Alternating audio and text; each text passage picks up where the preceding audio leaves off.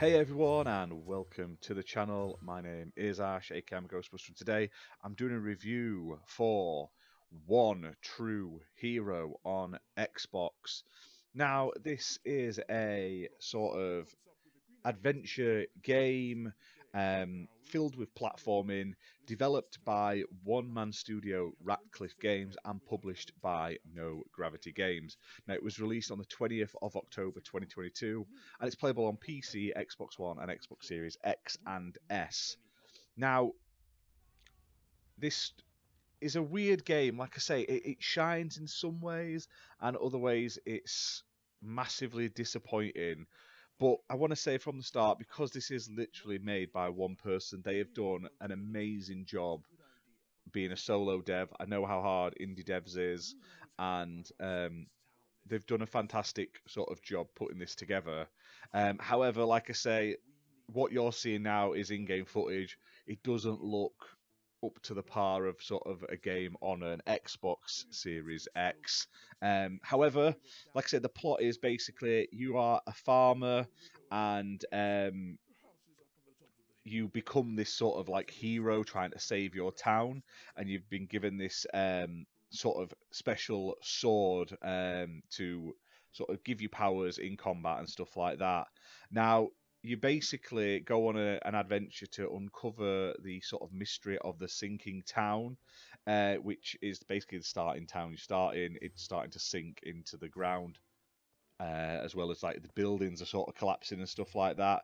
And it's basically a sort of plot where you're just sort of trying to prove yourself as a hero. No one really thinks of you as a proper hero, but that's what you're trying to do. Now, first things first, this game does feature voice acting, and it's quite humorous as well. It definitely feels like it's got a bit of that British humour in it, whether that's intentional or not, but it does come across as a very sort of humorous points in the game. There's some funny bits. You meet this woman, and she's like talking to her husband, and her husband's like a dummy, and she's obviously lost her marbles a little bit. I thought that was pretty funny. But yeah, there's voice acting in it, which is pretty cool. Now, there's a lot of platforming in this game, lots of sort of ledge climbing, jumping, sort of those sort of platforming sections, running around, sort of climbing up ladders, up the sides of towers, all that sort of stuff. And for the majority, it works pretty well. However, every now and again, the controls and the camera sort of don't like you, and they want to work against you to make it as hard as possible to get sort of by in the game. Now, also, there are some sections where you're in this, like, you go for this portal and you're collecting these the shards you can see here, and they expand this extra world, and you have to collect these enough of these to sort of rebuild a section of it, and then you have like these platforming sections, and oh my god, they were frustrating. The first one, for some reason, no matter what I was jumping, it would just kept falling off, and I was going crazier and crazier, which really was like winding me up to the max. And it's a shame because, like I say, when you're in this alternate realm, I believe it's called the Hollow Realm, they're like extra sort of hardcore platforming sections, but the platforming mechanics just didn't seem to want work. Whereas the rest of the time, it worked pretty well, and I don't know why, it was just annoying me. Now, the game also features a variety of puzzles. They're not extremely hard, but they are a nice sort of break from just fighting and climbing. Um, and also, the game features some pretty good background music as well. Like I said, they've done a fantastic job with that. I wouldn't say it's the most memorable, but it's enjoyable enough, and you'll probably be like into it when it's playing. Now, not everything is perfect. The story isn't bad. It's just it's just a very generic sort of fantasy sort of kid becomes hero, wants to save the sort of town story. Very sort of by the numbers. Nothing wrong with that, but there's nothing going to set the world alight. There is combat in this game, as you can see on the screen. The problem with the combat is a lot of it you get locked into these little sections where you have to fight the enemies to move on, which isn't a bad thing. But at some points in the game, there's just like 3 of them or 4 of them, one after the other after the other. Now, you do unlock more skills as you level up. You can purchase more skills, which can be used in combat. However, like you get like a heal, but you start healing, but you can just get damaged by enemies. So there's no point having a heal in combat. It's more of a you have to wait till you're out of combat to use it, that sort of thing.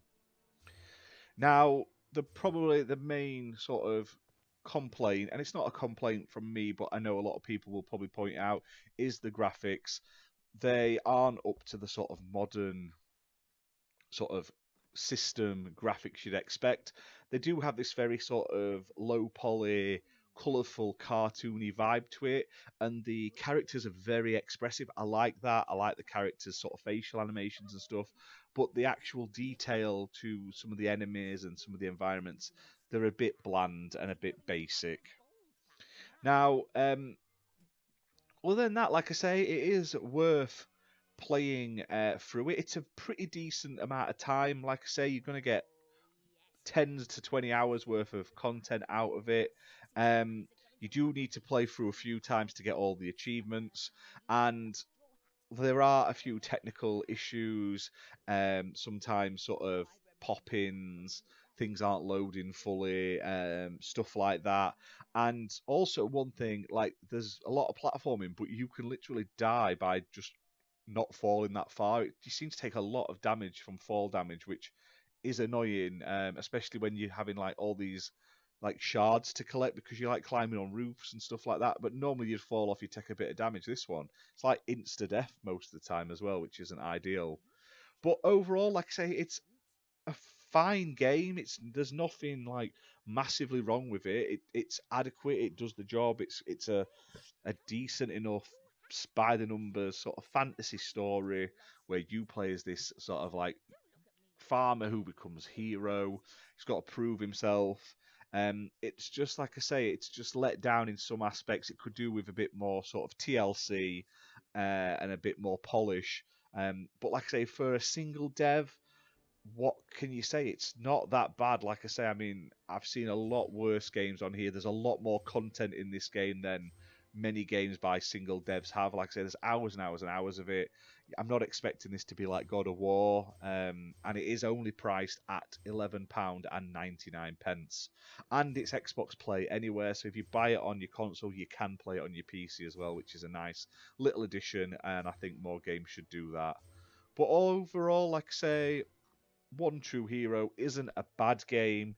It shows promise. It just doesn't deliver on all aspects. But like I said, I'd love to see them do another. They've clearly, to say this is, like I say, their one-man dev. This is their like big first game. So much content in it. Big open world. I'd just maybe like to see a bit more variety to the combat and the enemies, a bit more detail in the environments, and a bit better sort of stability and polish in their next game. But other than that, like I say, it's a solid game to play if you like something fantasy. Like I say, if you're into your Zeldas and stuff like that and you're looking for something cheap and cheerful to fill that sort of itch, this is one that I would definitely check out. But that's that for this video, guys. Hope you've enjoyed it. If you have, hit that like button, hit subscribe, and we'll see you soon for more content. Bye for now.